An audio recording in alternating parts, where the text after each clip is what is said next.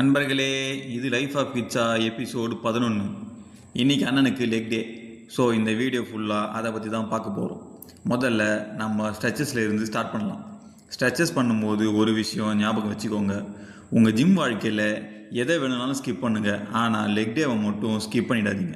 ஏன்னா பில்டிங்க்கு பேஸ்மெண்ட் தான் ரொம்ப முக்கியம்.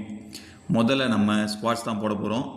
பெட்டர் கண்ட்ரோலுக்கு கொஞ்சம் கண்ட்ரோலான வெயிட்டு சூஸ் பண்ணிக்கோங்க. அடுத்து லெக் ப்ரெஸ்ஸு. இதுவும் எடுத்த உடனே வெயிட் அதிகமாக போடாதீங்க, கொஞ்சம் கொஞ்சமாக இன்க்ரீஸ் பண்ணிக்கலாம். லெக் ப்ரெஸ் முடிச்சுட்டு லெக் எக்ஸ்டென்ஷன், இதோட squat muscle section over. Next inner டைஸ்க்கு சுமோ ஸ்குவாட்ஸு. அப்புறம் இதுக்கு பேர் ஹிப் ப்ரெஸ்ன்னு சொன்னாங்க. அண்ணன் வாழ்க்கையிலேயே ஃபஸ்ட் டைம் இந்த ஒர்க் அவுட் போடுறேன். அண்ணனோட பேக்கு சோலி முடிஞ்சு போச்சு. அதுக்கப்புறம் லையிங் லெக் கேர்ள் போட்டேன். தூங்கிட்டேன்னு மட்டும் நினைக்காதீங்க, இதை இப்படி தான் பண்ணணும். லாஸ்ட்டாக ஸ்டாண்டிங் காஃப் ரைஸ் போட்டேன். அண்ணன் காஃப் மசிலை பார்த்தீங்களா? இருக்கிறதுலையே ட்ரெயின் பண்ண கஷ்டமான மசில் எதுன்னா அது இதுதான். ஆனால் ட்ரெயின் பண்ணுறது ரொம்ப முக்கியம். அப்புறம் வீட்டுக்கு கிளம்பிட்டேன். வரும்போது வெளியே கடையில் டீ குடித்தேன். அண்ணனுக்கு பயங்கரமான பசி.